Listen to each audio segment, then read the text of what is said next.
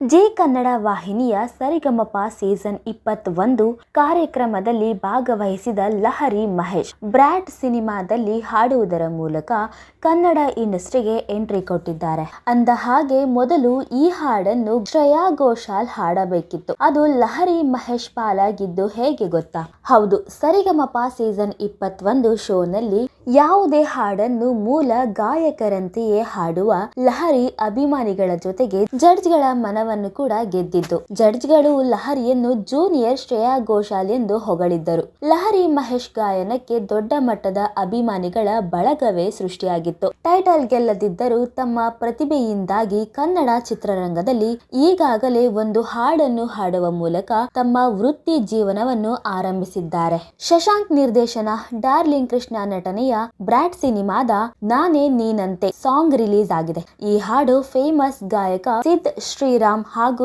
ಲಹರಿ ಮಹೇಶ್ ಧ್ವನಿಯಲ್ಲಿ ಮೂಡಿ ಬಂದಿದೆ. ಅಂದ ಹಾಗೆ ಈ ಹಾಡನ್ನು ಶ್ರೇಯಾ ಘೋಷಾಲ್ ಅವರು ಹಾಡಬೇಕಿತ್ತು. ಇದು ಲಹರಿ ಮಹೇಶ್ ಪಾಲಾಗಿದ್ದು ಹೇಗೆ ಎಂಬುದರ ಬಗ್ಗೆ ನಿರ್ದೇಶಕ ಶಶಾಂಕ್ ಮಾತನಾಡಿದ್ದಾರೆ.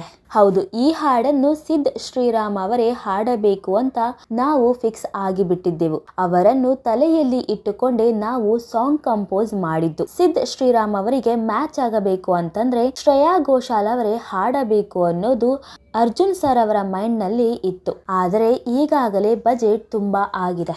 ವಾಯ್ಸ್ ನಲ್ಲಿ ಕಾಂಪ್ರಮೈಸ್ ಆಗಬೇಡಿ, ನಮ್ಮಲ್ಲೇ ಯಾರನ್ನಾದರೂ ಹುಡುಕೋಣ. ಸಾಂಗ್ಗೆ ಫೀಮೇಲ್ ವಾಯ್ಸ್ ತುಂಬಾ ಟ್ರಯಲ್ ಹಾಗೂ ಎರರ್ ಆಗಿದೆ. ಆದರೆ ಮತ್ತೆ ಶ್ರೇಯಾ ಘೋಷಾಲ್ ಅವರನ್ನೇ ಹಾಡಿಸಬೇಕು ಏನೋ ಅನ್ನೋ ಟೆನ್ಷನ್ ನನ್ನಲ್ಲಿ ಇತ್ತು.